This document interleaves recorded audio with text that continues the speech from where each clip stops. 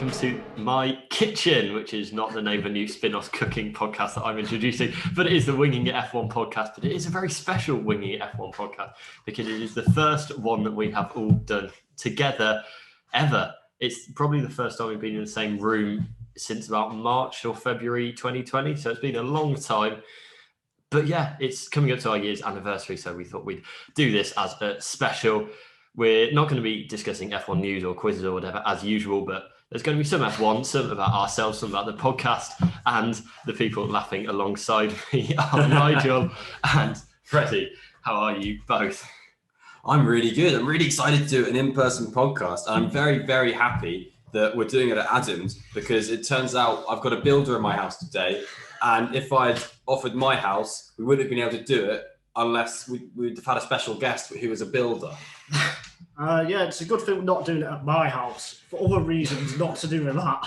But yeah, it's really weird to be doing this. I don't know whether to look at the camera or to look at Adam and Freddie. So I look at Nigel and I think, oh, let's look away. And I look at the camera and then I see a picture of Nigel that's recording it. I think, oh no. And I look back and I see Nigel and then I'm in a bit of a loop. So this is going to be a very interesting 45 minutes to an hour for me. So it's been about 70 episodes, just over 70 episodes. Did you think it would take this long to do an in-person one? Because I didn't, I'm not going to lie. I thought we were doing more of these earlier, but here we are. It's just easier to do it online, isn't it, to be honest? Oh, it's much easier to do it online. We've got Zoom is perfectly placed to make podcasts, and Big up Zoom. Big up Zoom. Go Zoom, our sponsor. Please sponsor us. But yeah, like you say, I think it would have been fun to do one of these much earlier on, but I think we were probably a bit naive about the way COVID would go, but we probably were a bit more hopeful a year ago than maybe we should have been. Yeah, we can blame the government for that, can't we? Yes, and that's very fun. I always do. But yeah, 70, it could be, well, it might be up to like 75 by the time it's actually a year on, which is 3 every 2 weeks, which is mad when you think about it. Like, that's a lot. Like, if each one's an hour, that's a lot of That's content. a lot of time where you've had to listen to me waffle on for an hour every week. It's a lot of us on the internet. It's a pretty good undertaking though, because like every podcast that gets started struggled to get past sort of third or fourth episode, but we've plugged on with this. I mean, yeah, Formula One's given us a format that we've been able to piggyback off. And the fact that we basically started it a couple of days before the 2020 season. And if we hadn't done it then, we would never have done it. So the fact that we got that format in from day one has really helped us and basically made this podcast sort of compulsory for us rather than... Oh, it's compulsory, is it? Yeah, sure, you've got to be here. Rather than, a hobby to see how it goes and then someone realises it's difficult after podcast 3. Self-motivation. Yeah. To be fair, I think it is like, it's not really felt like work. Yeah, like work. It kind of just feels like, I'm recording a podcast now rather than like, putting an hour away that I'm working on. So yeah, no, I don't know. I'm really pleased that it's gone so well because we very easily, like Freddie said, couldn't have started it and then just kind of carried on with our lives without it. But I'm very glad that we are. It's sort of matched the way we've started progressing writing about Formula One, really. I know, Nigel, you did a lot before Adam and I did, to be fair, but it's kind of it's like the next step up is to do a podcast with that. And then since we started this podcast, we've all ramped up in the amount of work we do around Formula One as well. And it's another level of motorsport journalism, which is something we all really enjoy and want to do. And it's that next step up, which is really brilliant because watching, for me, the 2019 F1 season, it was just, I'd watch the race and then it would be over. And then that would be it. And it'd be like, cool, I'm a fan. But now I feel like I'm involved in Formula One. It's fantastic. I really like that. That's kind of my dream. So That's brilliantly put. We are all now involved in F1. Yeah. Anything else to add? That's why Zoom sponsor us. They also sponsor Formula One. So, did it? Yeah, they've got a partnership. And so basically the Paddock Club at the moment is basically run with Zoom as a partnership. And so that's why in a few Grand Prix, you'll see a big painted bit that said Zoom. but not many because I don't really know why. I thought I just asked a car to go fast. I was just thinking that Zoom was quite Mario good. Kart, young like that. It's quite good. It works, yeah. It's like in Formula E when it's got the attack mode. attack mode. Yeah. I kind of imagine it like the little rainbow boost on Mario that you just like woo, and then you instantly go faster. But alas, it is not like that. It basically is a star in Formula E because you get a continued boost for a bit. So Nigel, can you lean into the microphone? I think we should have that just as a separate recording to underlay for the entire podcast. We can loop it. It can be like an Ed Sheeran song where you play a pedal and loop it, and we can layer over it. I can take some files, put it to GarageBand later, and then I'll have the Nigel Chew. I don't know what it's called, the star theme from Mario Kart, going crazy.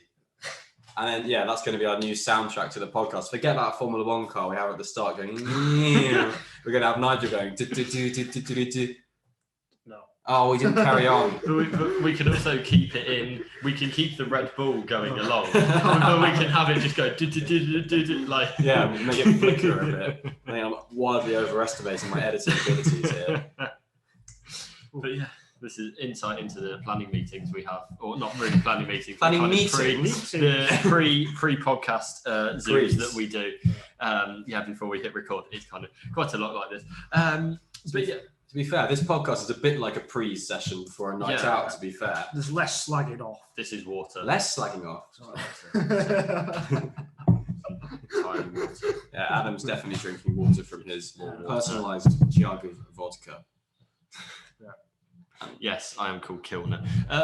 But we thought because we're all here and for the first time in 15 months or more, that we thought we'd do 2 truths, 1 lie.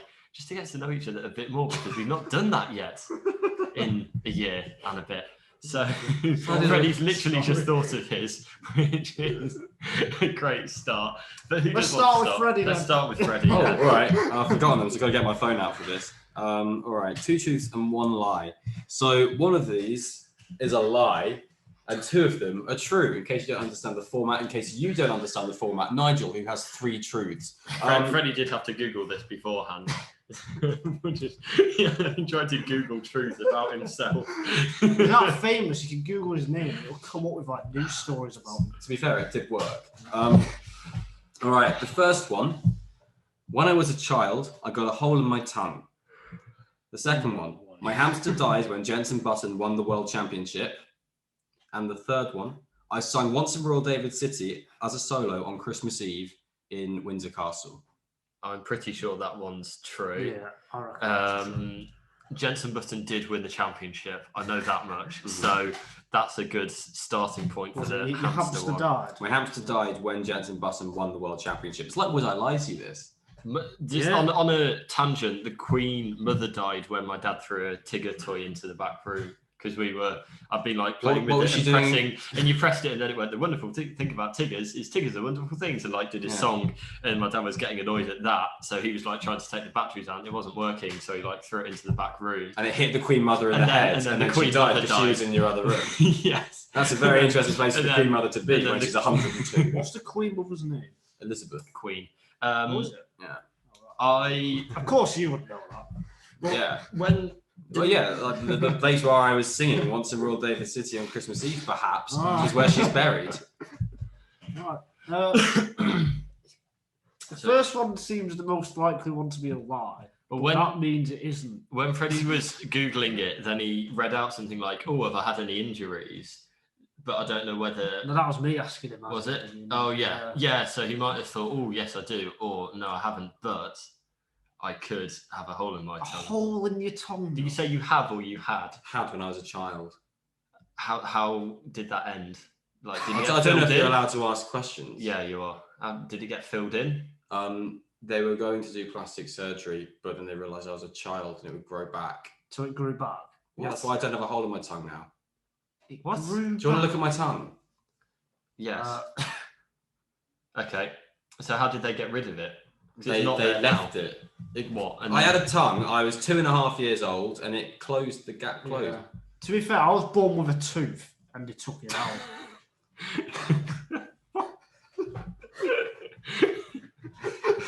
Did they take out all your other teeth as I was well? born with one tooth and they had to take it out, or else it would have been massive. I think. I was born with sex appeal, but they didn't take it out. I wasn't born with webbed toes. My dad and cousin on his side both had webbed toes, so I hope. Well, I mean, I didn't hope then, but looking back, it was a missed opportunity. Adam Duckinson. Well, no, I'm not, because I don't. I'm not Duckinson. Sorry. Okay, Freddie's excited because we got a microphone.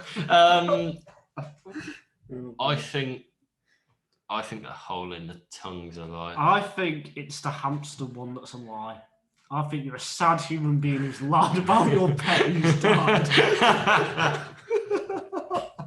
All right, here's your final answers. You're locking in. Yeah, hamster for me. Adam's And going tongue, for tongue. You're both wrong. Is it Royal David Yeah. City? Yeah, I No. didn't do that. God, I didn't sing Once in because- Royal David City on Christmas Eve. I feel Did you bad. do it on Boxing Day? No, I did it the day before Christmas Eve. I did it on the 23rd of December. But I did it with a little candle dressed in my own little chorister gear.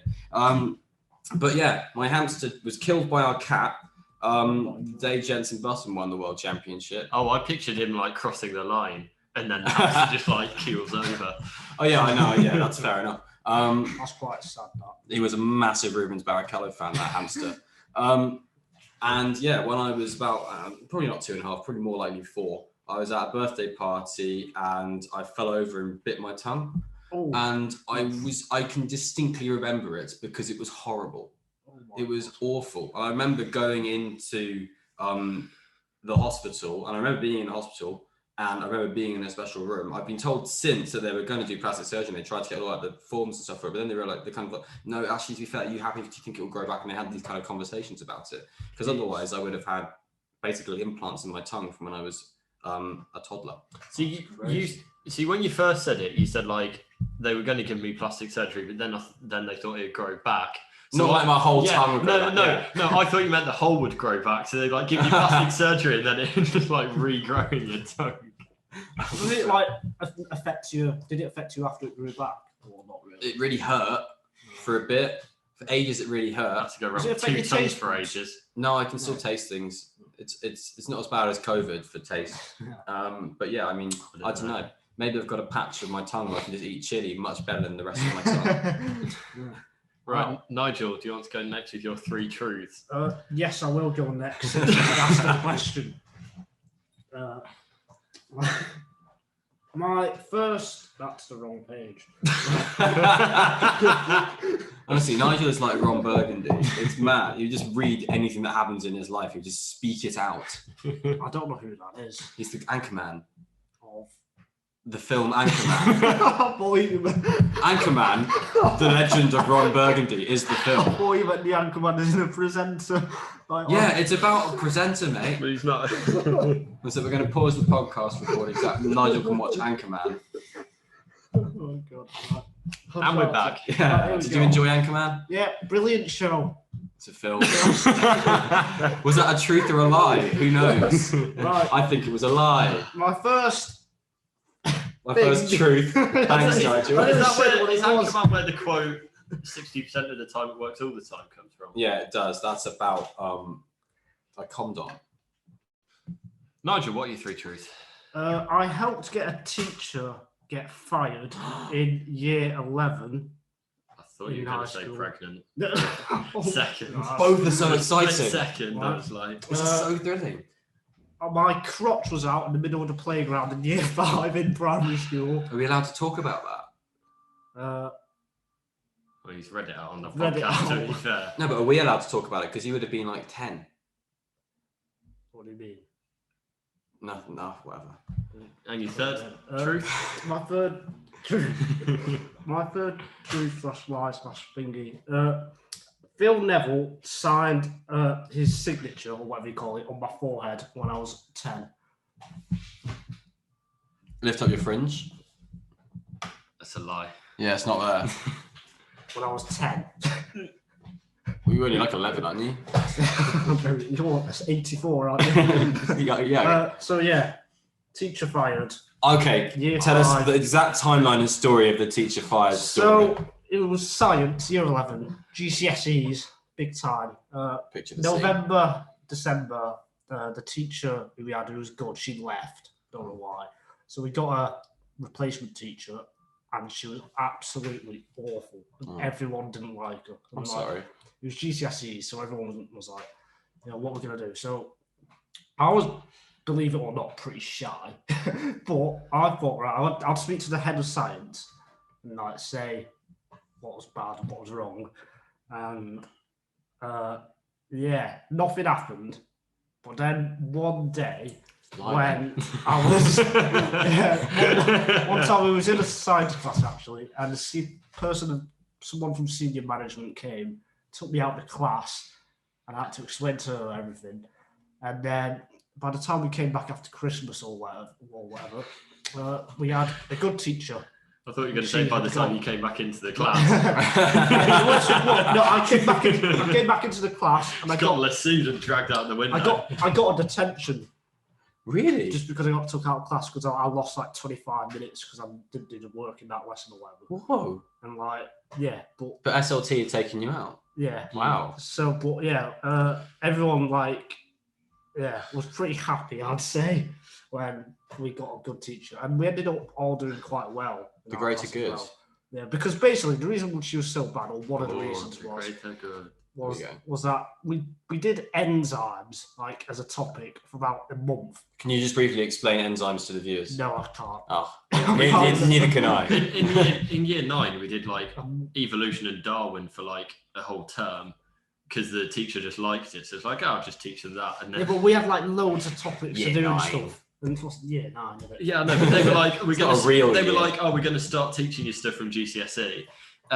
So like you get a head start, and then they just taught us like evolution, which was like 1% of the syllabus. But my other teacher-related sad story is that in either reception or year 1, I think it was reception, we had a supply teacher, like a kind of regular-ish supply teacher, who taped a kid's mouth shut because he was talking too much. No, and then got sacked. Yeah. Oh my god. Yeah. So I don't know if I can say a name, but no, you can't. Don't say it. Mrs. That's crazy. Yeah. And then we never saw her again. That's quite funny actually. My thing could have been a coincidence. I might not have had any input. I just presume, and everyone else presumes that I did have some kind of input into how that person left. And how did it? You say it made you felt very happy. Everyone else felt very happy about it. Yeah, pretty much. Yeah. Okay, this is true. What's the other one? You had your crotch out. Basically, everyone was pulling each other's pants down in year 5. It was a thing on the playground, and the mate pulled my pants down, and what's just going on? Fair enough. How traumatizing was that for you? It's fine. Yes, if everyone was doing it to each other. Very, very confident. Best thing is, head teacher got called about it. So me and my mate. Yeah. Spent a lot of time in your head teacher's office. You're going to say your head teacher got their pants pulled down as well. That would be an elite level of prank. To be fair play, Nigel, for pulling down your head teacher's trousers. That's school legends. So yeah, me and my mate got brought in, and nothing happened to him. Not one thing. The head teacher just said, shake his hand and say sorry, and he did. He said sorry. Had you pulled your trousers up by this point? Yes. And what was the third one? I'm just imagining. So yeah, there's that. And then the other one was Phil Neville. So I was in Manchester, and I was in a shop. And I think Phil Neville was playing for Everton at the time. Okay. And I saw him, and I thought, all right, no, I'll get a signature. But I didn't have anything with me, so I just So how did you sign your head? Well, I had a pen. Oh, yeah. I asked my mum for a pen, but I didn't. Was it a marker pen or was it like a ballpoint pen? Or like a point? Oh, that sounds a bit sharp on your face. Yeah. Did it hurt? That's why I think it left a scar. No, he did it really light. Oh, it's because you're a kid. So then I went up to him. You probably were quite a small kid. Oh, well, yeah, that's right. You probably thought you were about 6. Yeah, he probably thinks I'm 6 now. Yeah, I do. Have you ever noticed that you can write on banana skin? You can use that. Yeah. Earlier in the term when I had lectures, I thought, noticed that. And Phil Neville's and Gary Neville's dad was called Neville. That's my trivia on that. So yeah, I went up to him and he asked him, "Can you sign my head?" And he did. I think it's very. He felt really awkward about it. Like he didn't want to. He was like, "Are you sure?" But then I went like, "Yeah, just please do it." Not sign your T-shirt. Not sign like a I don't know, a bit of paper your mum had in her purse or like your hand. No, just I've met Phil Neville. But I didn't ask it. No, I haven't really. That could be one of my like. When I met Phil Neville, I didn't ask him if he had signed your head. No, the best thing is he did it. So then I walked off, and I looked back, and then he was just like staring at me as I walked away. He was probably really concerned. Yeah, he probably was. And, hopefully, he's kept an eye on you just to make sure you're all right. Yeah. He didn't really lie. So like, I think that one's a lie. Okay, I was going to say the crotch one because it's just like. Oh no, but that can happen. That basically happens to everyone. Does it? Does it? No, because like you were saying on the pull trousers down thing around my school as well. When you're about 10. Just expose some trauma with you. No. Okay. It's hilarious. Oh yeah, the Phil Neville one, but it's so weird to think of Phil Neville. Phil Neville's a weird person to think of. I like Phil Neville. Okay, then it's a lie. Phil Neville's a lie. Phil Neville is, it's Phil Neville's a lie. Yeah, was it a lie? Yeah. Very fun. Well, yeah. To the teacher who did get fired, I am a bit sorry because obviously, but had to happen. They can come on the podcast. They can come. Were they Alex Albon? Yeah, Mr. Albon. Yeah. Science teacher. Yeah, year 11. All right, Mr. Dickinson, Mr. Duckinson. Okay. So before I started coming to uni, I've been to every WAS League and European game at the Ricoh Arena. I've been to 2 stages of the Tour de France in 2 different years, and my ears taped together. Your ears taped together? Yeah, not like the whole thing just with sellotape. So when I was taped. Oh, taped. Yeah, sorry, I thought you said Can I say all of our ears can tape together if we try hard. Just get some tape. So okay, I know you've been to the Tour de France. He's been to Tour of Britain. Well, that's not the Tour de France. Was it? Did he go in France or was it in the UK? I thought it was when it was in Yorkshire. I went in 2 different years, so I've been to 2 stages in 2 years. So you went when it was in Yorkshire. Where else? It was in the. Well, I can't remember. Like, it was in France. It was in the middle. Paris. Was it Montluçon? I think the stage started in. I can't remember because it was like it started in 2 small towns that I can't remember the name of. Was you at the start? No, I went somewhere in the middle. Oh, okay. What big town was it near? Vichy or Clermont-Ferrand, probably the 2 biggest ones, but it was quite far from both. That's a lie. Okay. Yeah. What happened to your ear? I was jumping on the sofa and then I kind of jumped into. We had like a chest of drawers with sharp edges, and I jumped into it and by accident and hit my ear. I can't remember which one now. But yeah, I hit. Can't remember which one. It would probably the right because I would have been facing away from it. Do you mind turning? Did you go to hospital? I went to hospital, yeah, and they taped. Where else they taped? My mum just put some masking tape, and they got some gaffer tape around his face. They put some medical tape on it to like put it back because it split. I think it was that bit. Is that the lobe? I can't remember. But I think it had like split. I can't really see obviously because I can't. Even with glasses, I can't look that well. And I think it like split open, and they used medical tape to put it back together. Right. So. Right. Okay. I don't know. That's just weird. Sounds like a weird way to do it. I mean, wouldn't you just? How long was you in hospital for? Why didn't you have stitches? Was the medical tape a way of doing like a light stitching? I'd say, I don't know, maybe an hour. Quick! It was very quick. Wow, no. Well, you in A&E for like 3 hours. You have to wait 5 hours when you're NHS. I can't remember. Yeah. It was a long time ago. It was when I was like 9 or something, and I wasn't really timing it, and I probably wasn't wearing the watch. Yeah, NHS wasn't getting privatised then, so it was in the evening. No, it was privatised in the 80s. It was in the evening. I know that, but I don't know how much. Was it a Friday night? I think it was a weekend. Weekend in the evening. Yeah. You'd be there for hours. Weekend evenings do exist. Yeah, I know, but that means that A&E... People are really safe in Coventry. Well, I'm What can I saying... say? Yeah, why are they really safe in Coventry? It's a big place. Has Coventry got a hospital? Yes. Okay, that's good. Although the bit of the hospital where the unit of the hospital where I was born then got knocked down like not long after. Bit like this place behind us, isn't it? Yeah, but I wasn't born there. They knocked it down because you were born there. It's possible. I'm just saying it was fine. I was born. They knocked it down. You do the maths. Yeah. Jonas I'll doing do maths the is bad. No. Come on to that later. All right. So you went to every Wasps game in a year. That's very plausible. League and European games. I didn't go to all the cup games. How many games? Season pass or as a reporter? So this was half. Wait, I'm just trying to work it out. So it's the second half of the season that they moved, and then maybe 3 full seasons or 4 full seasons. If this is a lie, I'm going to blame Bobby Bridge. Is it Bobby Bridge? I'm going to blame you, Bobby Bridge. Whoever you are. So, how many games does that come to in total?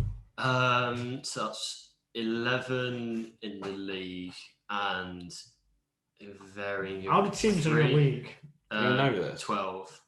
So that's 11 in the league plus. I thought there was more. How many Europeans?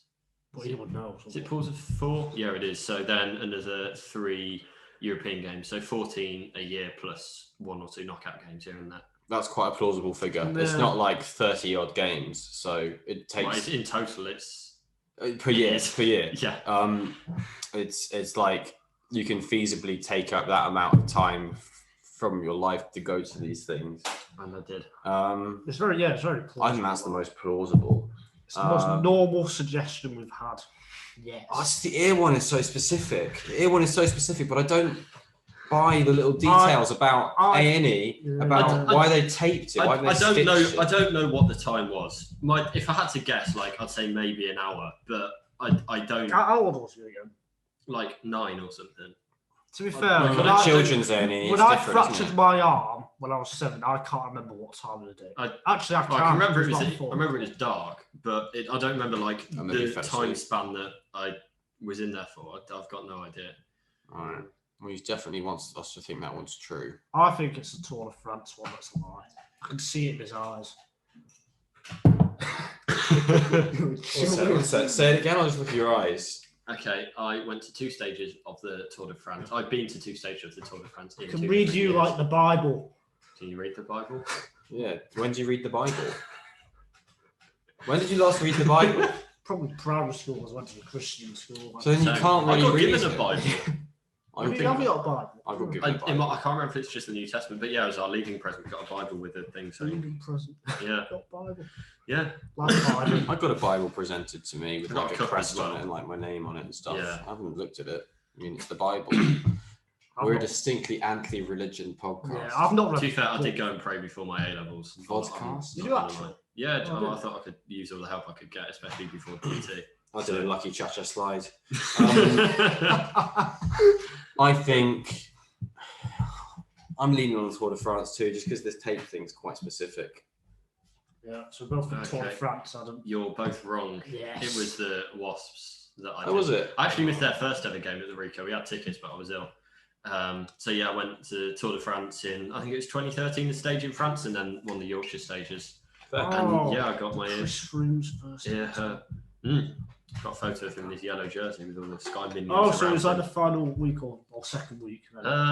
He only went in end of first week, I think. Yeah, it was like second week. Yeah. I know break went by like 15 minutes, so it wasn't that exciting.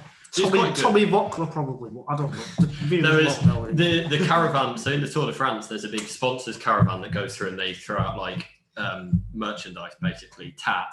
But they absolutely like frisbee it out, and I think they do that because they don't want it to like get stuck on the road in case like people run out and try to grab it off the road. And one of the things, was it Banette? It might have been like a bakery, had like this magnetic jigsaw. Is that right? Yeah, no, it was a sponsor. Boulangerie is bakery. They had this like magnetic jigsaw that they frisbeed out and it hit my dad on the nose. Oh my god! Yeah, so he got a cut on his nose. So it was actually a frisbee. They just threw a frisbee at him. No, it was a jigsaw. Oh, jigsaw. Sorry, magnetic jigsaw in it. Well, that's the French for you, isn't it?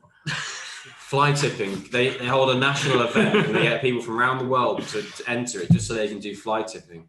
That is quite. Well, I don't want this jigsaw. Be honest, was it exciting when you went all? Yeah. Oh, definitely. Yeah. It was like bikes. Yeah, it was really good. It was like just kind of being in the atmosphere of it. We went on like a small hill because we thought, they'll be a bit slower, but it was like it wasn't there. It was like they're on the flat. Right. Honestly, they were so fast. But no, it was so good. Like all of the excitement of it was just incredible. So if you're not going to go to a motorsport event, go to the Tour de France. Go to the Tour de France. It's good. It's free. I saw the time trial for the London 2012 Olympic cycling because that was going on where I live. I wanted to go to that, but I think I was on scout camp or wanted to go to the road race. I remember. I think I saw a bit of the women's road race, but I saw the time trial.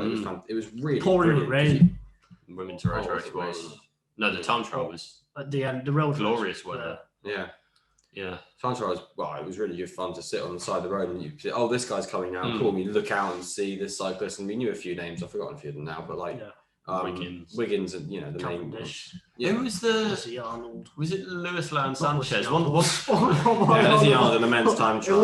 Lizzie Diamond. One of the Spanish men's time trialists like crashed as soon as he came off the ramp. Oh no! But like, Did he get back on? Yeah, he got back on, but that was like his chance at a medal over. And well, it was even worse because the car doesn't come out like. You've got to go around the first corner, and then the car joins and goes behind you, so the car hadn't even come out yet. So but that's all my trivia exhausted on that one. Wow. Cool. But yeah, I hope you've enjoyed that and you've learned a bit more about us, and we've learned more about each other.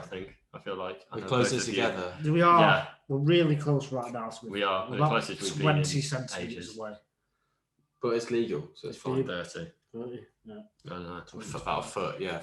I believe we're moving on to our second round of this podcast.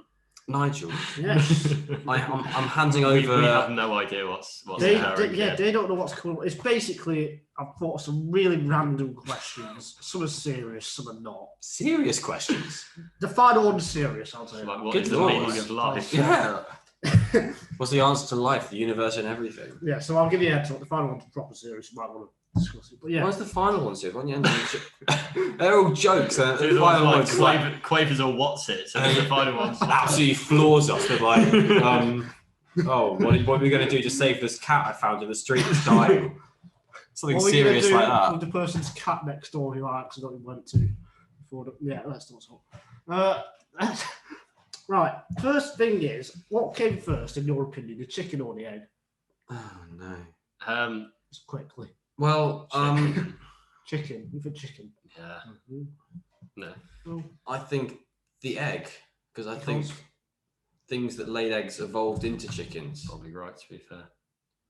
This makes more sense to me, but I mean...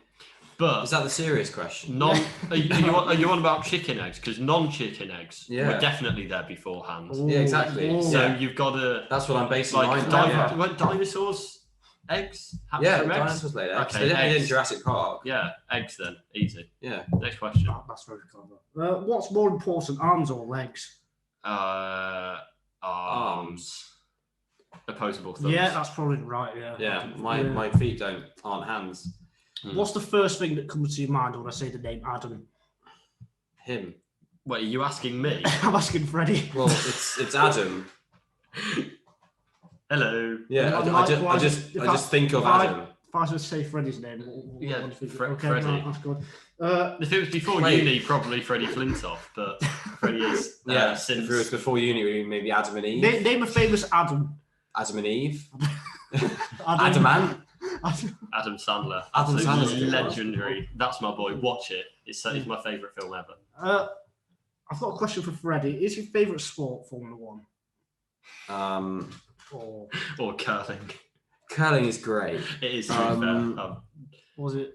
What? Is it your favourite? Yeah, it's the one I watch. Great. I like Formula E. But it's not quite. No, so it's not quite better for me, is it? Oh, they're both so different in a way. So I think they're both brilliant. That's the thing. Which one would you rather watch? If you could not watch any ever again. Yeah, if you could not watch them, which one would you Which choose? one would you? Which one would you pick to keep? Formula One, because it's the one that's been there for my life. Okay. Interesting. It's the sport. It's the only sport I've ever really had a connection with. Although that and water polo. Because I captained my first team water polo team at my school. Wow. Did you win anything? Yeah, we won games. We won games brilliant. of water polo. Freddie won the ball at the end. I actually do. I actually have the ball at home. I took it from my school. I got given a hockey ball when I scored 2 goals in a match because it was we played Kes Birmingham, who are this absolute juggernaut of school sport, and we played their 8th team or something.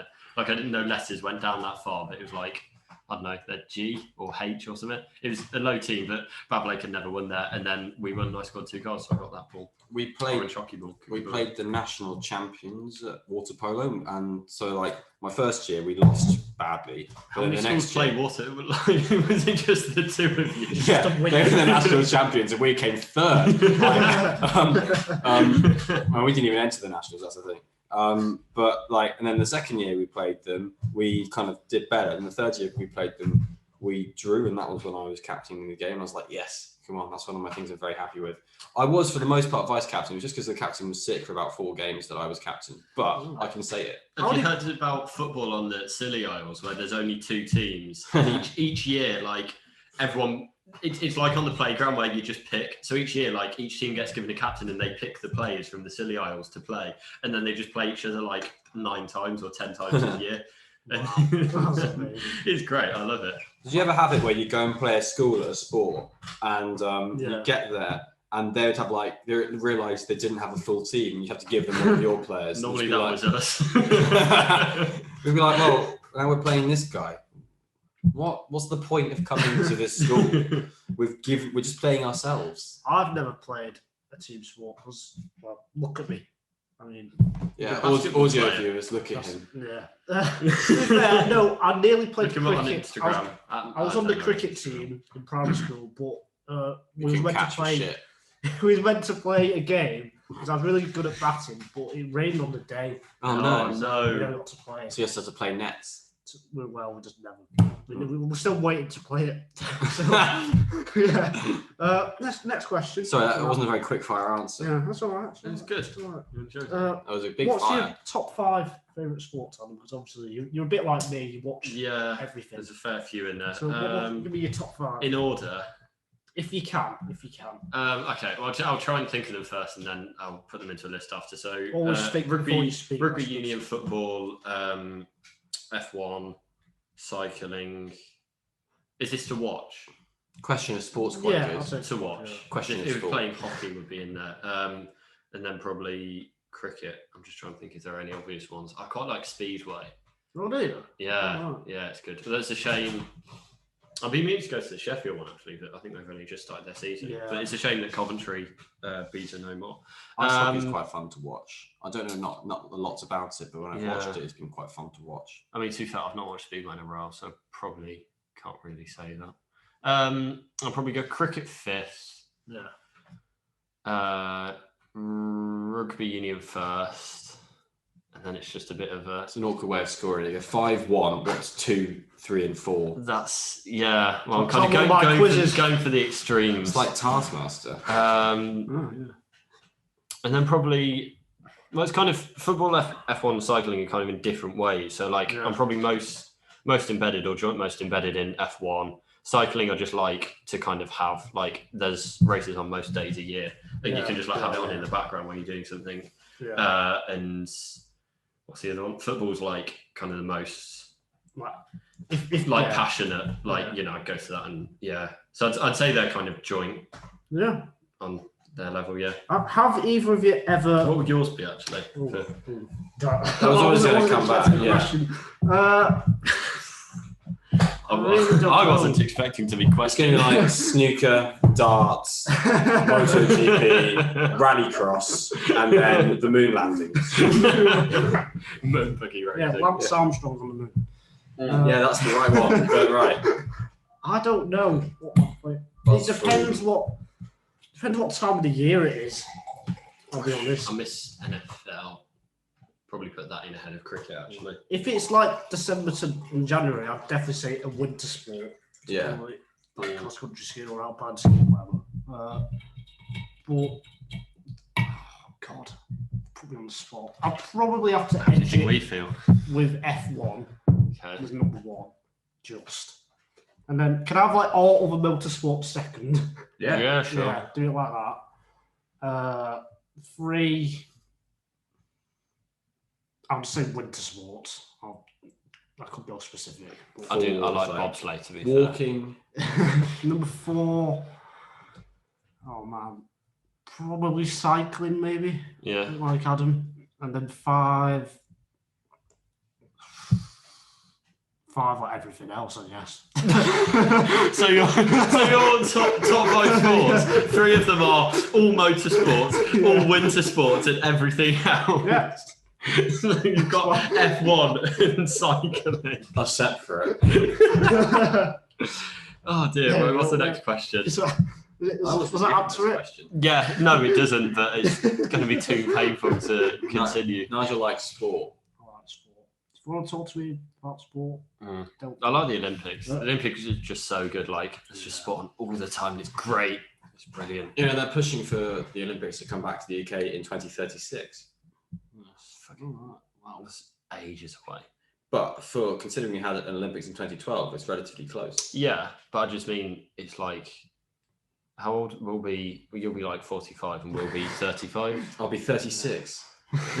to be fair, like say with football, I only usually watch internationals like the Euros and World Cup because it's like free to end. Same with Six Nations rugby. Likewise. So like during those periods, those are probably like my number 1 or number 2. Yeah, definitely. So that's kind of what it is with me. It depends what time of year and whether it's on TV. Well, it's like the same with me. That like with the Cricket World Cup when that was on, I was watching a cricket game every day, and with the Football World Cup and the Euros and stuff, it's the same. With Six Nations, it's something I just get massively hyped for, like because it's every year. I think I get way more hype for that than like a World Cup. But then I don't know because Formula One's more always there. Is why it's kind of a lot, and you can sort of branch out, like you say, to other motorsports. Like I'll watch Formula One and be like, oh look, the Daytona 24 Hours on this weekend in January. I'm like, cool, I'll keep an eye on that, and that's interesting because I find the offshoots to motorsport give me a lot for that. Really? Well, I think like with football, I was watching the Europa League final the other night. That was funny, you know. And I was like, and I was around someone else's, and we all got really like bought into Villarreal winning. So like when they won, we were like jumping off the sofa, like yeah, and that like I never do that with F1 or cycling or something. Like so it's kind of a different, like it's the most kind of involved you get from like that perspective. I'm probably similar actually. No F1 I do that. Other sports I wouldn't do. I think rugby's probably the next closest. Yeah. For me, but it's like nothing's really that level. Just as we move on to the next question, thanks for whoever touched my leg under the table. I was trying to get you to stop shaking because the camera was wobbling like crazy. Like you're going like this, and this was going like that, and I was just like, "Oh, grand." So I was trying to discreetly make you, but you just say it out loud, like, "Oh, the magic of podcasting ruined." Dear. Right. Has there ever been a time when you thought, right, I'm not going to watch F1? What, like forevermore? Yeah. Like you thought it's too boring. No. It's a sport that because I have personally, so I thought when like 2015 or 2019 after the 8th race after France. I'm genuinely the Austrian Grand Prix saved me in F1 after and this podcast, in fact. Yeah, well, yeah. I genuinely thought I can't watch this because it'd been so long before you started an F1 podcast. Yeah, it'd been so long since of like Mercedes dominating, and I think they had a 1-2 in every race apart from Monaco, the first 8 races or something like that. Yeah. And I just genuinely had enough. I thought, what's the point in watching 90 minutes of this every Sunday? And I just had enough. So that's why I can always see why F1 fans in like the turbo hybrid era, why it's declined. Yes, TV as well, but why people think, oh, it has been boring or whatever. Yeah. But that's why I'm loving this season, just because I've not felt this excited about a championship for ages. But yeah, the Austrian Grand Prix 2019 probably saved me in F1. I think that's kind of what makes it such a shame though, that it is behind the paywall. Like now, if fans are thinking like, you know, hearing about the racing and think, oh, I'd really like to watch that, you can't just put on BBC One on a like Sunday afternoon and join in. Like there's a much bigger barrier to be able to watch it, which is a massive shame. Yeah, it's the same with MotoGP. With MotoGP had their first free-to-air race. I watched it just because I don't have BT Sport. Just to explain it, MotoGP had their first free-to-air race in something like 6 or 7 years on ITV4 the other week, and it was the French Grand Prix, and they were lucky. It was a fantastic race, but that's kind of normal for MotoGP. But it's got such a sort of dedicated fan base who will pay for BT Sport as MotoGP, but it's had no growth since they've gone over to BT Sport. They've had just dedication, and those viewers apparently stayed with BT Sport for that race. But there was something like 3 or 4 times that, I think I want to say, maybe not quite that much. But like even still, it's definitely at least double the figures. But they're just on ITV4 on a Sunday morning to watch this race, and it shows us the interest there. There's just not, which is the interest in sport, but there's not the the dedication and commitment that is required by paying for these things. I can completely get that. You know, people watching this are going to be like, well, if I'm completely on a knife edge of whether they continue to watch it. And like you say, the Austrian Grand Prix saved it for you. I think probably every Grand Prix after that would have helped, because then the British Grand Prix, the Hungarian Grand Prix, the German Grand Prix. There was 6 races in a row. Then and Spa, Monza, Singapore, all through that. After the French Grand Prix, it wasn't until, I mean, the Russian Grand Prix after that was fantastic as well, because you had a Ferrari team order debate and all of that. So like, I don't think there was a bad race in 2019 after that. On the top the second half of that season is probably one of the best halves of the F1 season ever. For me. Yeah, and I think for me, I don't think I've ever come close since I've sort of been a big fan of it. I think I've come close to turning it off. I think I've always found it's one of those sports that gives more, and the more you put into it, and like I can look at the live timing and make the race really exciting for myself in that kind of way. Like the Monaco Grand Prix just done. I mean, there's only overtakes and pit stops, and there was one fantastic overtake by Giovinazzi on lap 1. That no one's speaking about, but I think exactly. See, no one's speaking about it. We didn't include it in the pessimism stuff. No, he went round the outside of Esteban Ocon. Where? Up at Mirabeau. Went into France on lap 1. Oh yeah, I remember that. Yeah, and it was fantastic. But like, I was watching the timing for the whole of that and finding it really interesting, watching different timings happening and stuff like that. And when I've watched races live that have been apparently boring people watching at home, I found them really interesting because you're seeing it all happen. And I don't know, I think I probably enjoy a boring race a lot more than other people do anyway. Yeah. I find elements to enjoy for myself. Yeah. Was that the serious question? No, it wasn't, no. Okay. Tenterhooks. The next one, favourite country? Britain. UK. England. Oh, I do like France, actually. Yeah. Well, it depends. Like, for what? To live? To go on holiday? To let's categorise it. To support in a World Cup, England. But like to go on holiday, like England. Italy is fantastic. I would. To live then.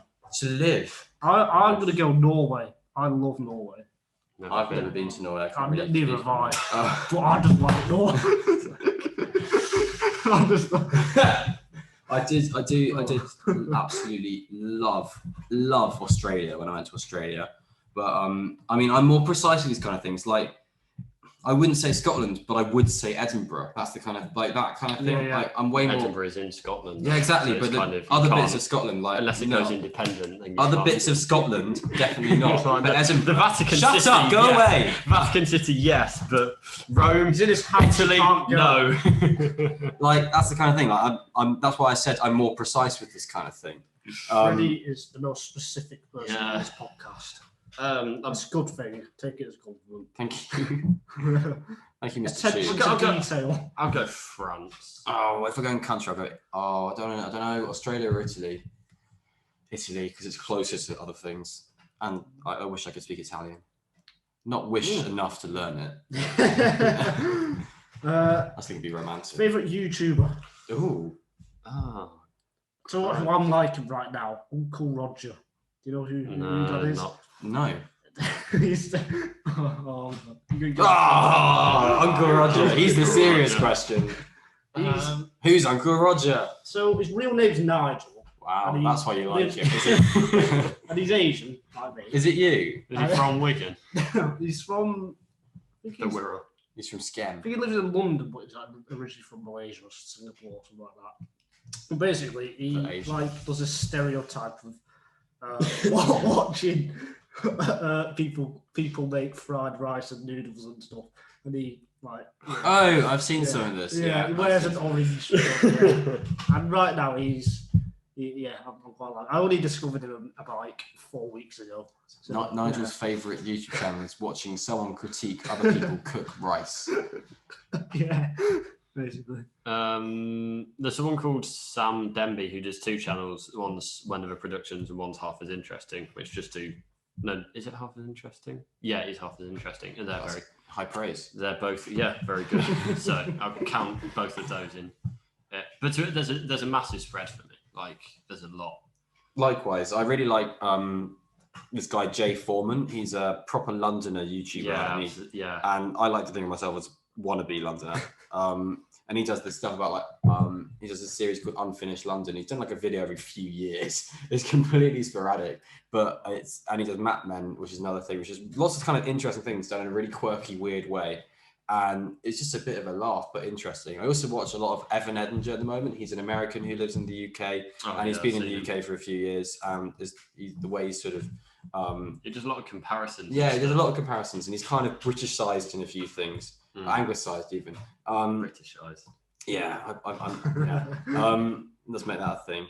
Up the union, and he's very interesting. But obviously, contractually, the WTF1 YouTube channel. I was about to say Winging It is. Oh yeah. The Winging It YouTube channel. What's that? It's where these 3 Muppets. So it's where these 2 Muppets and 1 Asian dude talk about. No, it's all the way around. 2 Asian dudes and 1 Muppet. Do you say 3 Muppets and 1 Asian dude? And then he said 2 Muppets and 1 Asian dude, then the other way around. 1 Asian dude, 1 Asian Muppet, 1 Asian Muppet, and 2 dudes. Thanks. What's the next question? Have you got any useless talents? Yes, I can make an owl noise with my hands. What? That's very cool. I like that. Wasn't as good as I was expecting it to be a bit better, to be honest. Yeah, it wasn't my best showing, but I can sometimes one-handed clap. Just like that. Whoa. With both hands. Wait. I'm like a flamenco dancer. No, I've got a sweat on now. Right, next question. I've got one, but it won't work for audio. Okay, cool. I can describe it. Yeah, do it. I can pick things up off the floor with only my feet touching the floor and. Well, like bending over. No, your arms can't pick it. You can't pick it up. You pick it up with your toes, with your mouth, or your legs. Yeah, it's my mouth. Yeah. Oh, like that game where you do it with the cereal. Yeah, that's I'm really hard to do. I'm decent at that. Yeah. So right. Yeah, you can't really do that. We can't really. Now. Yeah, we might put it on Twitter. No, we won't. No, we won't. What's the last country you went to, like abroad? Oh, Spain. Christ. Spain. When was that? Testing, wasn't it? Testing in 2020. Yeah. Wow. Cyprus, which is so depressing because that's like 2 years ago now. Cyprus is depressing. Cyprus is lovely. It was fantastic. It's just like beautiful. I was an underrated country. I was thinking back and like last really year, nice. like this year, no. Last year, no. Year before, right at the start of some holidays. Yeah. I think me was Holland, Amsterdam Ooh. in can't remember that. 2019, I think. Yeah, 2019. Most people it was 2019. No, sorry, Budapest. Oh, Not Amsterdam. Yeah, Budapest, very nice. Lovely there. it is great. Lovely city. I definitely recommend. And cheap. It is cheap. That's why I like it. You would love Poland, honestly. I know Poland's the cheapest place I've ever been. I've had some absolutely top drawer experiences in Poland because you can afford it. Like you'll go there and you go to like what Polish people have as like the poshest restaurant in Poland. You pay like 10 quid. Wow. It's brilliant. It's so good. I know Budapest is made of the old town, which is Buda, and the new town, which is Pest, or the other way around. Budapest. Yeah, that's right. From the Top Gear. You have Budapest and Yes. Yes. Or B and Budapest. When, Budapest. when did you both decide when you wanted to do journalism? Oh, like way back when, like Really? year 3, yeah. What? That is early. Wow. I know. It's like 9 years old. I wanted to play for England at football, and then I realised that wasn't going to happen. So I thought, I'll do sports journalism. I'm instead. similar to you. I wanted to be like an F1 driver or motor racing driver, but then I realised that's not going to happen. You need a lot of money, so I'll try and write about it instead. That's what happened to me. But I was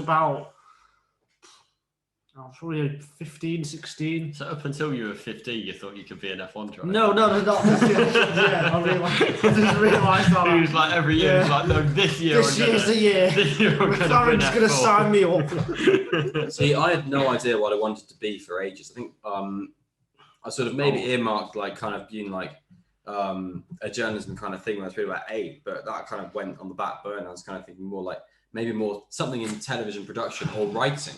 I tried out writing and like just being like maybe an author or a screenwriter, that kind of thing. But it was only really when I was like, you know what, I want to work in Formula One. Oh, but I can't be an engineer. And then I thought, oh, well, no, then I'll just have to do this TV stuff. So for a good bit, I was like, well, I'm not going to work at all, have a chance of working. It's not going to work. I'm not going to work. I'm going to set up a charity, GoFundMe for my life. Just live in Poland. Yeah, live in Poland, fantastic. But yeah, so now people were like, oh, Freddie, you could do this. You're really into it. And I was kind of more pushed to maybe go into sort of F1 reporting or PR or commentary. Really, people said like, oh, you've got a good voice and that kind of thing. So I don't. And then Definitely got the best voice out of history. Which people? But I remember we had. I remember we would all talk at the music Gcses. We'd all talk about it around. So it's kind of like when I was about 16. Then people were like, oh, maybe you should try this. And I was like, oh, why not? And then got into sixth form, spoke to like careers advisors and stuff at school. North or South? North or South sixth form. Korea. Oh, South Korea. And because that's where I was at the time, but now I'm in the north of the country. And they said Sheffield's good for journalism. I was like, cool. And I'll get myself some work experience and stuff like that. And now I'm here doing journalism. In my kitchen. In his kitchen, studying journalism. But it's going pretty well, I think. I think it is. I think, yeah. Was that the serious question? No, it wasn't. Wow. What's your sense of humour like? It's a serious question. It's what a joke that question was. I feel like this round's gone slightly away from the quickfire nature of it. Yeah. That's fine. It's fun. My parking's going to run out soon. Did either of you... Actually. Yeah, it is. I'm going to need to repay it. I've got it on the phone. Did either of you have braces? Yes. No. Yes, no. Yes, I did. What body part do you sleep with? But this I sleep with my eyes. Oh, Ah. go away! What? I thought you were going to be like a mannequin arm or something random. I was like, I've got a cuddly bear. Like, do you sleep with your eyes or you like? Your eyes sleeping is a byproduct of your body sleeping. I don't take like myself apart and then get into bed. but famously, like they know nothing about sleep. I don't know why we have to do it. Really, Oh, yeah. Sleep just like in that Doctor Who. It just Yeah, helps. sleep, yeah. It's just nice. Dust monsters. Well, I've definitely learned something today. Wait, was that the deep question? No, it wasn't. Okay. Oh goodness me! I'll ask the big question now. Well, what are the other funny questions? Because that was a joke. Not really that. I've got one. When was the last time you was angry? It's not really that funny. Last question. Oh, no, this isn't the last question. No, the last question was when I was angry. Oh, right, okay. I don't know. Last time like my laptop or Wi-Fi played up probably. Generally, or last time I hit my head on one of the low-hanging ceilings. They said tend to be the two things that One of the low-hanging ceilings. The ceiling fell down. You hit your head in it. Oh, damn it! The ceiling's falling in. That would make you pretty angry, actually. Yeah, fair enough. does. Come on, give us some I'm more gonna quirky questions. Oh, you doing this thing again? Were you asking me to ask questions and I'm not prepared? Oh well, then if you got to the end of your prepared questions, that's fair. I want to ask this. This is kind of serious. social media, Oh God. is it a good thing or is it a bad thing overall? Well, what are your thoughts on that? Good. You think it's good? Yeah. Why? It just allows you to like be more connected with people, I think. So if you think if we didn't have social media, the world would not be better off, do you think? Or I think it would be worse off. it'd be worse off? Yes. Right. Your thoughts, Freddie? It depends how you use it. I think I've got... Like the Force. Yes, exactly. I think pretty much everywhere I've got in journalism and all the stuff I'm doing has come as a byproduct of using social media well. Like making friends with certain people or connecting with people on Twitter or Instagram, these kind of things has A, got me fantastic friendships, and B, got me ahead in life. And us ahead in life. Like we wouldn't have a format for this podcast. I thought I meant and us as in and fantastic friendship. Doesn't matter. Continue. We're just good. You're an excellent friendship. We're just professional. But yeah, so it's kind of like I feel like I'm using social media in a good way. Yeah. But I completely understand the diabolical side of social media that particularly recently the other day Marcus Rashford spoke about after you spoke about the Europa League final, how he spoke about how much abuse he got for or even like the F1. For whatever it was like one lost penalty. Yeah, exactly. Or even like the F1 community, like you see, I don't see it a lot, but Freddie sometimes tells me about these things are going on, and I'm like, whoa, and like, There's too much toxicity in social media, and be that TikTok, be that Twitter, be that Instagram, be that Snapchat, be that Facebook. All of them have different levels of toxicity, and be it going onto Twitter and making a fake burner account and then using that to throw abuse at someone, be that TikTok comments, which people don't seem to be realizing is probably some of the worst toxicity there is, particularly for underage people and teenagers. That's where because you just see random stuff comes up, so people it's harder to kind of like have any connection with any of these people because it's just a random person. So people are making 5-second judgments, and their 5-second judgment is, I don't like this, and they comment it because they're atrocious human beings. And it has led to a sort of, we can't really speak of previous generations, that's the thing, but it has. You can. I knew that was coming, but there is a level of like putting to yourself first way more than I thought was the norm in society through social media. I think this is supposed to be a fun podcast. Yeah, sorry. Yeah, I did say it was serious this one. I was going to say, I think it's a bit like VAR. I think it's a good thing, but I think some of the people who use it badly, or like really badly. That's how I kind of see it. I think it's fantastic, and like you said, connections and stuff like that. But I think it's going the wrong way. I think my problem is the direction it's kind of going. And for me, I would say you have to use your real name. You have to have a profile picture of you, and you can't use it until you're over 16. Now that might sound strict, but that's what I would do personally if I was like government or whatever. Talking about it from a political perspective, they are doing pushes for this thing called the Online Safety Bill, which is essentially going to require sort of IDs or special dispensation for companies and things like that, or like podcasts like us, to make an account. Basically, you've got to have someone attributed to every account, because you just put up a random Gmail and email and make a Twitter account and put some football club as your icon, and then go and abuse people racially. And I think there's a lot being done, but kind of slowly. And if you want to follow someone who's looking into this, this is uber political, nerdy life, but Arlene Foster, who's just stepping down today as we record as the political role model, as the leader of the DUP, she's basically said that she's going to spend a lot of her time now as a ex politician, basically trying to fight for better safety in social media for young people, because that's what she says she sees when she goes around to schools, and she's seeing the best part of it, because she's seeing the bit where it's like a fancy event because she's a politician. So I think there's a lot to be said for like calling it a snooper's charter and things like that for any laws coming in about social media, but I think in terms of protecting people from discrimination, there needs to be a lot more done with social media, and the social media boycott that happened a few weeks ago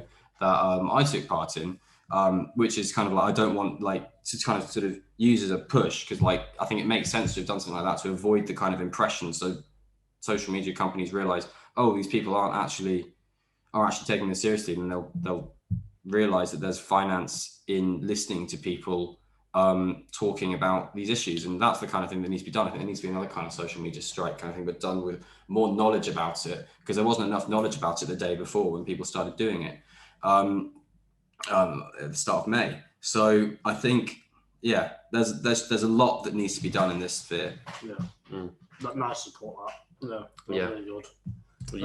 You got any more questions? I'll throw one in. Yeah, go on then. Just if you could be from anywhere in the UK, wherever you want to be from. Sheffield. Really? I think so. I don't mind where I'm from now, to be honest, actually.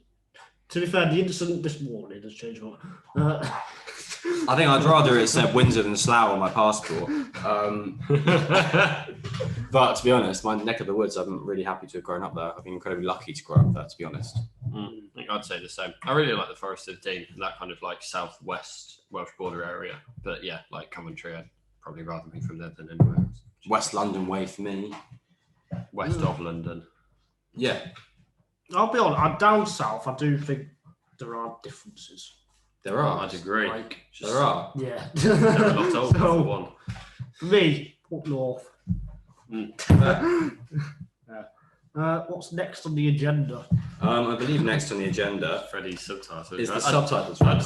I do think Midlands is best there. I know we're like a persecuted state, but Persecuted state. Yeah. See, that's the thing. I like Catalonia. People don't realise we exist, except everyone's heard of Catalonia. Yeah, so like, Catalonia was an anarchic state for about 2 years. For about 2 days as well, it tried to be. In the 30s. No, I'm on about like 5 years ago. When the Legion declared. Yeah, the Legion just declared that they were having I think he declared a referendum, and then it backfired. Yeah, you're right. So for the subtitles round, I'm going to give a bit of an explanation on this. So I do all the editing for these podcasts, and you can do a go away, stop being irritating. We're running out of time. It's already over this podcast. Yeah, so for all the editing, I do I upload all this onto Acast, who are our podcast provider. And what you get is it makes you put in a subtitle, which you don't have to do, but it doesn't show up in anything. It's not on Spotify, it's not on Apple Podcasts, it's not on Google Podcasts, it's not even on the Acast website. So I just have a bit of fun with it and make it a little bit of thing about the episode. It's kind of like a bit of fun for me while I'm doing all this hard editing. And so these guys, I'm going to get them to guess while Adam pours water very loudly. Well, I'm going to get them to guess what the episode is based on what I've done as the subtitle. And some of them are really hard and really, really whimsical and bonkers. So I really want to see what they guess. And it also tests their knowledge of the Winging It Formula One podcast. So, because that's what this is about. Apparently it's about social media, but it's also about the Winging It Formula One podcast. So, right. There are 7 questions. 7 subtitles. And the first one you probably will guess. We will have a guess, yes. You probably will get it right. So what episode is this from? And this is the subtitle is, it's a trick question because Turkish Delight isn't actually Nigel. Nice, winky face. Nigel. Is it the Turkey preview? It is the Turkey preview with the title. Turkey preview as well. Will it be a Turkish Delight Turkish Grand Prix preview? Okay, cool. Question 2, the subtitle is, We Are All Extra Hot. Adam.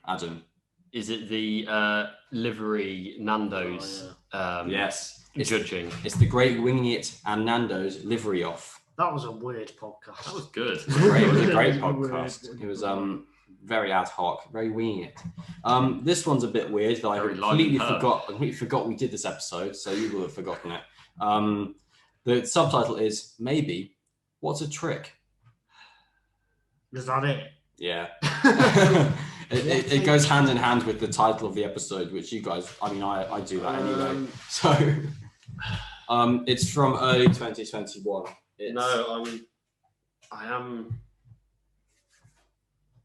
Oh, Nigel. Nigel. Hamilton signed his new contract. No. Oh. So what was it? Maybe it's a trick. Maybe. What's a trick? What's a trick? Yeah, it's just surreal humour. Yeah, no, I'm just. Don't overthink the joke, I guess. No, I'm not. I'm trying to, because I'm thinking of one joke. I'm thinking of an episode that was like, did someone miss a trick? But I can't remember. Who maybe missed a trick? I can't remember. Who do we potentially think missed a trick prior to the season?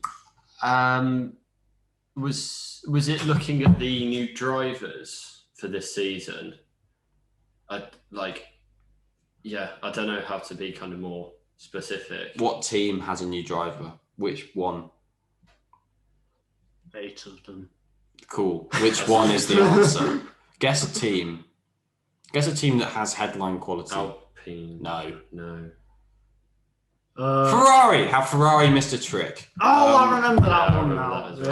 And the subtitle. So, have Ferrari missed a trick? Subtitle, maybe. What's a trick? It was because the launch, yeah. Oh, yeah. Oh, God, that was awful. I remember that. This one is one of my favourite ones. It's a little bit abstract. So it goes, come with me and you'll be in a world of pure imagination. Oh, great. What's the episode from that? If you can't get it, I'll give you a lyric or something? That's from Willy Wonka and the Nigel. Chocolate Factory, the song. Nigel. Is it the calendar one? Yes, it is. It's the Dream Calendar. Oh, fair play. I think that's a pretty good one. Used up all my intelligence. This one's from a very recent episode. Strategize that, you mofos. Nigel. Adam. Yes, except now I can't remember which one I'm thinking. Monaco review. No. Spain review. Spain review. I think Nigel's won this, by the way. Yes. Does this count as a point? No. No. I don't. No. Question 6. Who do you think we are? Usain Bolt? Adam? The best British? No, he's not British. He's not. He's Jamaican. No. Famously a Jamaican sprinter. No. Usain Bolt. I can remember this, but I can't actually. Oh, yes. The Spain preview. No. Yes, it is. No. No, it is. It's sprint qualifying. Oh, okay. Fair enough. Spain preview is called Barcelona. I didn't get to guess. No, you didn't. So sprint qualifying. You must be joking. I even did it as the tweet for the episode. That one. This one is a very F1 one. F1 Twitter one. Spinella. So the B is like an Imola? emoji. No. Review? No. It's from actually no, I'll give it away. Last year. It's not from last year, it's from 2021.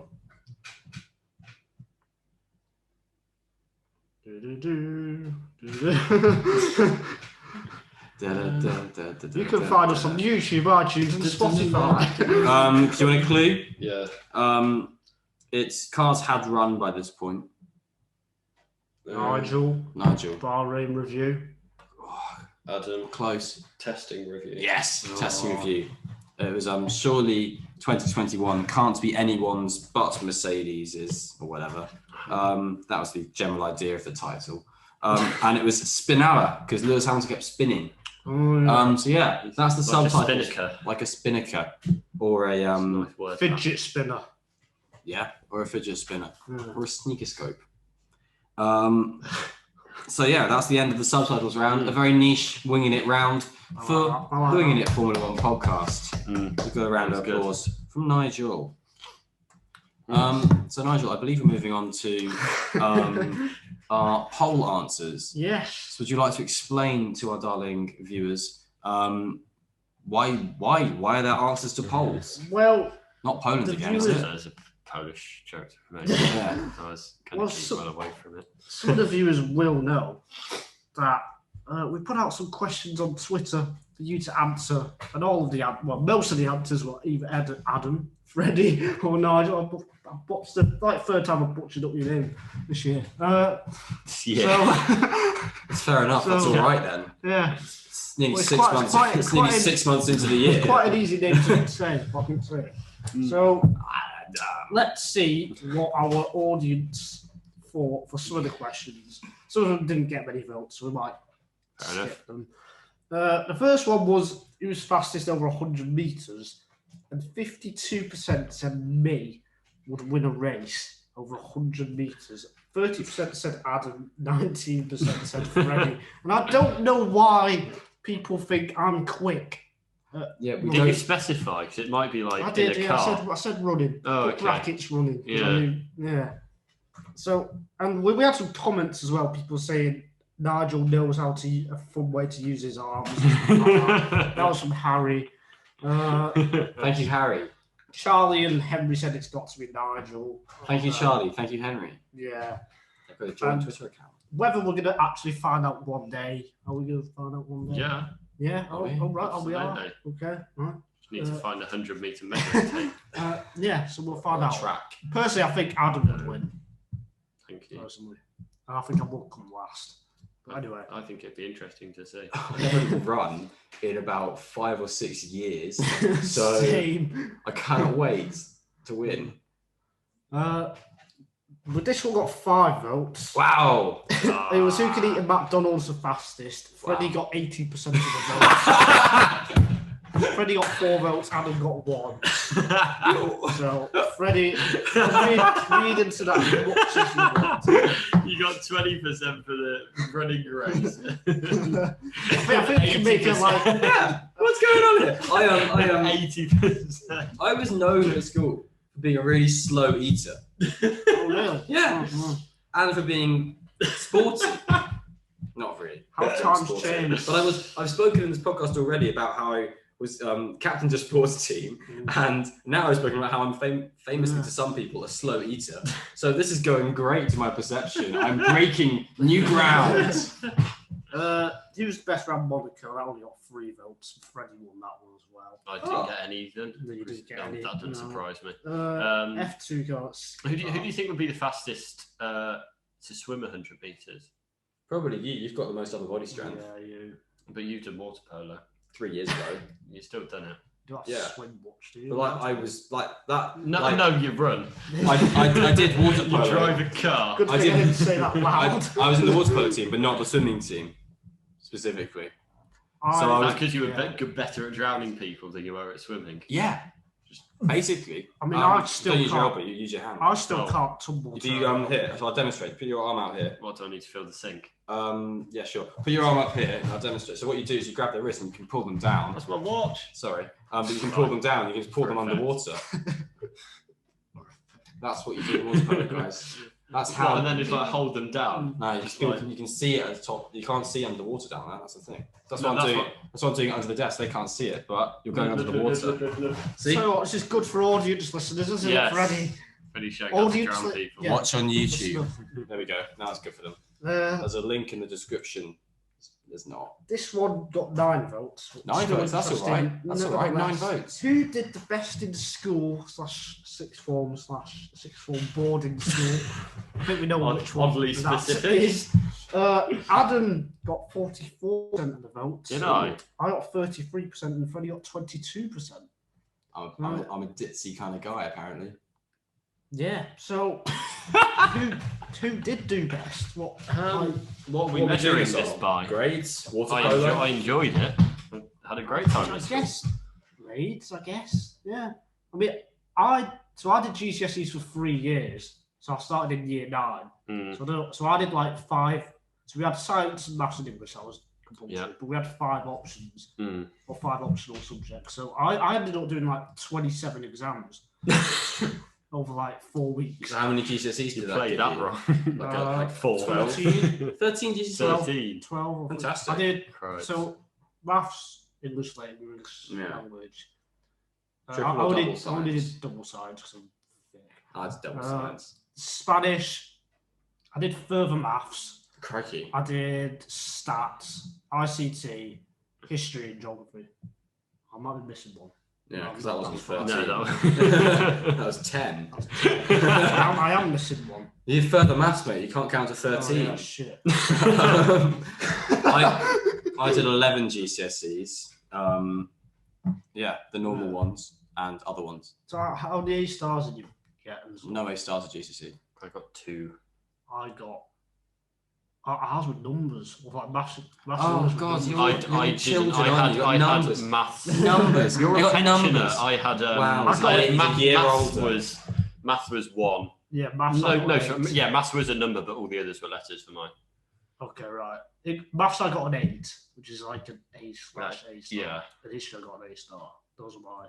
I got physics weirdly, really weirdly. I got physics and then English language, which was more expected. But I didn't throughout my 3 mocks and then the exams. I never got an A-star in the same subject for each one. So I got some in each mock, but then I dipped for the exams, which isn't really the way you meant to do it. But hey ho. In my history, I got an A-star by a mile in one paper, and the other paper got a C. So I averaged out at an A, which is all right. But I could have got an A-star. I should have got. My English lit, I got 4 marks on the coursework and then a C in the exam, which averaged out for it. That was similar for my A-level English. I got 5 on English lit. So that's my mum got. Oh, now you do a writing English lit now you do a writing-based degree. Yeah. Funnily enough. A-levels, I got 3 Bs and a B in an EPQ. I got AAB and an EPQ. A, B, C, B and EPQ.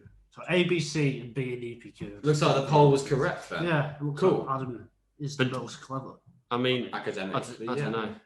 I feel I rank it more by the fact that I enjoyed school and I enjoyed sixth form rather than I got into Sheffield, which is the main thing. But I kind of rank the fact that I had a good time more than. Do you enjoy uni more, or did you enjoy school, sixth form? Yeah. Different things for that kind of stuff, which is stuff that I'm not going to get into here. But my school experience is so different to my university experience, so they're both great for different things, and both have downsides to different things. To be fair, that's about it really. On that, Nigel, next poll. This is probably our most boring bit of the podcast so far. Yeah. Us talking we about are boring. grades. Who's most likely to leave the podcast first? Freddie got 50% of the vote. I got 35% and Adam got 15%. 20 people voted. So the one moving to America in a couple of months. One moving to America is going to stay. I am going to stay though. Crucially, I can still do a podcast from America. But are you going to stay on? Yeah. Don't see any reason why not to. I reckon I know why people have done that. Why? Because you're writing for WTF1, they probably think he's going to get called up to the WTF1 podcast. Freddie's going to be the new Matt Gallagher. Yeah. No chance. And I reckon people think I'm second because I'm writing for Race and News. And I just don't do anything. I don't do anything, so they're like, versatile. See, I didn't vote for any of these, but I would have voted for Adam because he does a lot more other stuff, like your rugby and stuff like that. And on top of that, you're moving to America, which is getting around. What can I say? To Wales arse. Capaldi. But that's my point. It's it could be. Who knows how we're going to try, but who knows how difficult it's going to be, and it could become difficult kind of thing. It's just saying I'm going to get cooed out of the. Well, no. Out of the podcast. Log into a Zoom and there'll just be Ed Spencer sitting there going, hello. But this is I'm not saying this is going to happen. This is the way of saying out of the 3 of us, because I'm not voting for someone completely random, am I? I think the listeners know what they're doing on this one. That's all I'm going to say. Looks like you're not going to have anyone editing your podcasts then. I'll change all the passwords and run. How long do you think? Seemed like Henry's comment was correct. How long do you think we can do this podcast for? We've done 70, 75 episodes in a year. So we've basically done a year. So can we do another year? I mean, it really depends 100%. I think looking at, I'd say maybe 5 years, we'll start to maybe be having to reevaluate it. Up till then, reevaluate. Up till then, I think we're our strong. Production manager is going to be wanting to make decisions. This is why people voted me to stay, because I'm like, 5 years away. Yeah, that's fine. You're just like, can we survive another year? Can we eke out an existence? Well, I think on the internet there is a way of looking at 12 months. There is a way of looking at it in that. for me, this takes up so much more of my time than you guys. But then on top of it, like... Well, can be changed, though. That can be changed, yeah. It's just like, and also on top of that, it's like the majority of mine and Nigel's stuff, work-wise, seems to be coming at the same time as when we would do a podcast, which makes it harder to do. And I have no idea where this is going to go, but my foreseeable future, which is all I'm planning, which is within like the next few months, that's all I'm planning really ahead to, is to carry on doing it, obviously. Yeah. 5 years. Going to be on 28th of May, 2026. 25. Yeah, and we'll be doing our 5th year anniversary. God knows. Still with only 40 tune in for that. subscribers. Yeah, I think those were all the posts. Thank you to those who did vote. Yes. / just tapped a random name. We really appreciate it. Most of you correct. But yeah, apart from the running. And the burgers. Yeah, definitely the McDonald's. I don't know how to take any of this. I don't know how to take the fact that people think I'm the flakiest on the podcast. I don't know how to take that people think I'm the one who's going to eat McDonald's the most on the podcast. You're cumulatively the best. You're cumulatively 100% at running and eating burgers. That's like the cumulative 100%. Running slow. What do people think of me? I asked that question on that. What, Freddie or you? No, me, not what you. do people think of Freddie? No. That sounded really bad. Oh dear. Right. The celebration podcast is opening up new cracks in the team. Might have to bring it down to 4.5 years now. We'll see. But yeah, we thought we'd finish off with looking at our favourite moments of the podcast, because there's been a lot of them, and in fairness, I was thinking about this kind of as we were planning for this, and like I've not a lot of it's stuff that I don't really like remember specifically, like there was that episode and there was that thing, but it's just like generally, I don't know, it's just generally an enjoyable experience, and I think all of the album stuff was very funny. And I came across a video from it was the week when Perez looked like he was going for Williams and Russell would be out of a seat. It was that week. And there was a bit, I think I was in a blanket and we were doing northern impressions. We were doing northern impressions of Nigel, and that was very funny. But I'm just picking that to kind of characterise the whole Albon discussions, which were very enjoyable.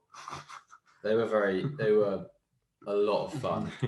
Just ribbing Nigel for, I think it got to the point where Adam and I were really complimentary of Albon just to annoy Nigel, because to be fair, even though I'm speaking facts. I think I kind of like about halfway through the season, or maybe later on, but at some point, I just kind of like, made sense, because we look back on Albon's performance and we go, wow, a 4th place was fantastic at Abu Dhabi. Well, it's after 17. It got to the point where I think it was the point where it wasn't like, he might get better, and it kind of became clear. Like, his performances didn't necessarily change. His performance didn't necessarily change, but it was just kind of, as it got further and further through the season and they weren't changing, then I thought, actually, this isn't happening. So, yeah. But I did always kind of believe what I was saying, but also it was funny doing northern impressions of Nigel. It was very fun to do a northern impression of Nigel. Favourite moment of the podcast is a really difficult question. Definitely not the first episode, because it was just awkward. I don't know. It wasn't that awkward. It was a little bit. Not like awkward. Well, you could tell it was our first episode, but I thought it was a good first episode. Yeah, we did. I mean, to be honest, out of the box, there's not much that's changed of this podcast. And that sort of, there's not much to change, but it speaks about the formula we had in the first place, which kind of works, and we kind of did the right thing from the start. Formula WI. Formula WI. Taking over full W series. Formula Whip. Formula Winging It. Without the H. Winging It podcast. With. Yes. With one podcast. With one. It's not an abbreviated podcast. No, it's not. And that's my favourite thing about it. No.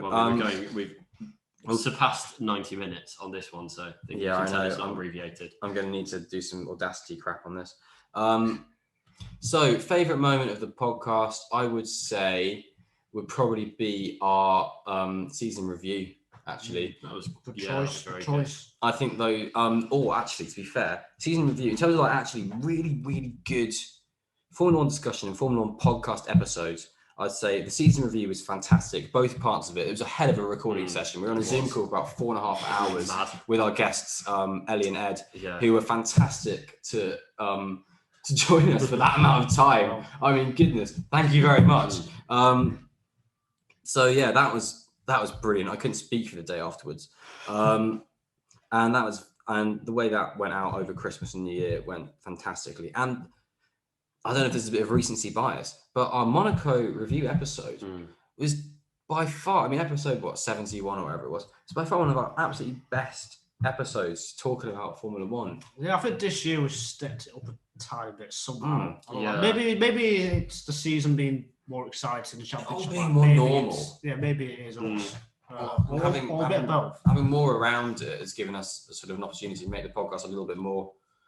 It's the podcast that we want to do a bit more, and particularly the fact that we kept such a level of progression through the off season, and the fact that we've already like 24, 25 episodes into the 2020 into however much we've done in 2021 says a lot, considering that's now nearly over a third of the amount of episodes we've done. Yeah. So I mean, we're on track to have our 100th episode by like September or something. I think. Which is mad for a podcast that started under a year ago as you record this. So yeah, I think I'm going to say season reviews and our Monaco review episode were just some fantastic Formula One discussion. That's what we're here for, to be honest. That's what we're here for.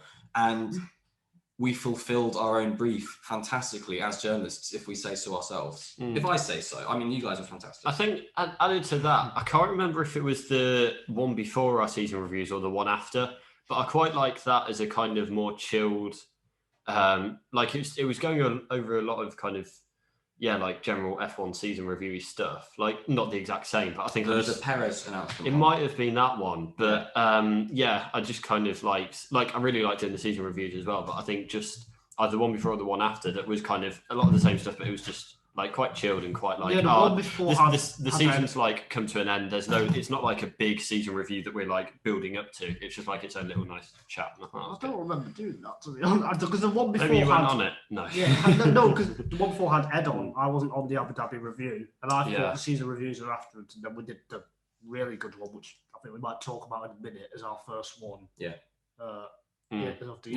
don't remember talking about. I think it was Perez had been announced, so Albon announcement happened, and we basically did it 5 minutes after it was announced and got it out on that day. Yeah. So it was one of those ones where we tried to do it really quick. It was the 18th of December or something like that. Oh, was it? Yeah. But yeah, Nigel, what are you going to say as your favourite? I quite like the Who's the Greatest British Sportsman one. That was good, that was good.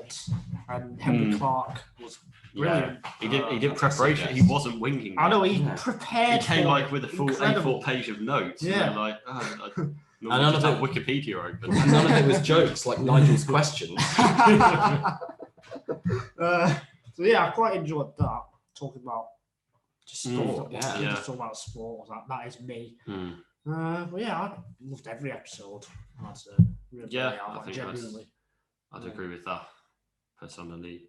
I think I put a tweet out a couple of days ago, just to sort of, because it was Mental Health Awareness Week the other week, and Nigel alluded to it there, but yeah, we're going to speak about this specially. But I think definitely the thing I'm most proud of in sort of a lot of my journalistic career, I feel like weird saying that, but yeah, I mean, I'm still a student, but yeah, is our first episode of 2021, which was our mental health episode. We called it Our Podcast, and that's because that's what it was. The first 20 minutes of that episode was us discussing our mental health and opening up about it, which is something you don't see from guys really. You see it very, very rarely, and you see more things saying guys should speak out rather than guys actually speaking out.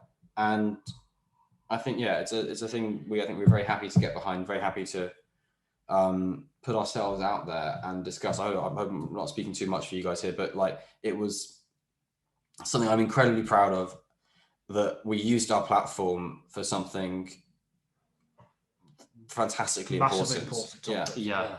I think like there are a lot of things there that I kind of say to anyone who was like struggling. So it felt quite good to just like be able to put that out there for everyone. And I think kind of added on to that, I can't remember, it might have been last term, but I was just I went out on a walk to kind of, because we were on the west of Sheffield, kind of near the peak. So I kind of went on a walk just to kind of the edge of the countryside from Sheffield.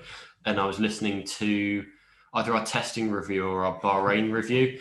And I was just listening to it and I was like, actually, we do have a good podcast, or at least I think so. Like, I don't know, I don't kind of tend to listen to it all the time, or not very. And that's something that I've become better at, like doing the podcast. Like before, I just didn't want to listen to it at all. I was like, said it, and then I just like never wanted to come across it again. But I was just like listening to it. And I was like, actually, this is like, I like listening to it, even though we're the one that's done it. And that like felt quite a nice. Yeah, because like in the past, if I did something, like filmed something, recorded something, I would never want to watch it back. I don't even normally read my own articles. Yeah.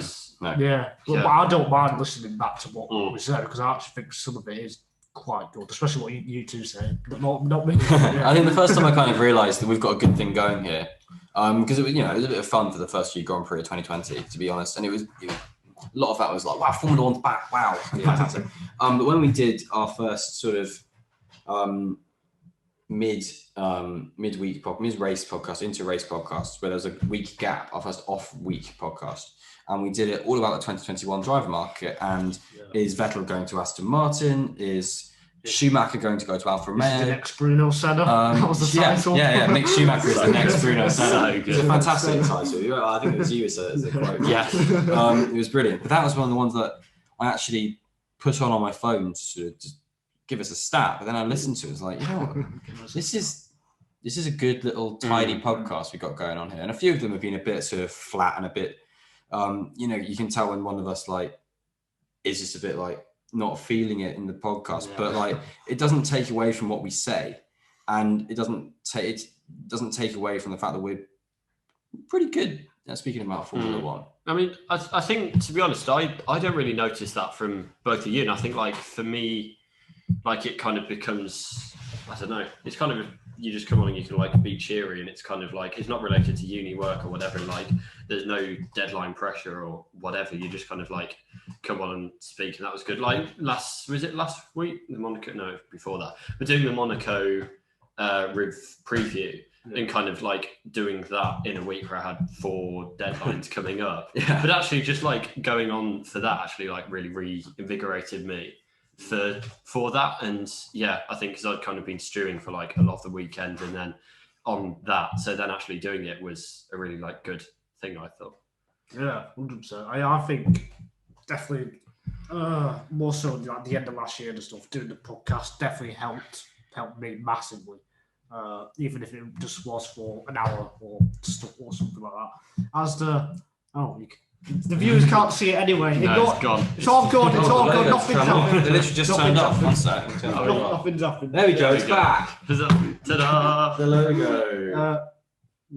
Right. Yeah, it's just been a great thing. Yeah, definitely. I feel like that's a good place to sign off. But thanks very much if anyone has sat through these hour and 40 minutes of us talking. Is that how long it's been? Yeah, it's been a long time. It's been very long. But thanks very much, and we thank you for like listening and watching to any of our podcasts in the year previously that we've been doing this, and any that you will listen to in the next year as well. And here is the next year, because it is a fantastic thing. We all really enjoy doing it, and it's great. Great difference to our course and our other writing. So thanks very much for listening, and we'll see you in whenever the next race is. Next week. Bye. Bye. Hope it recorded. If it hasn't.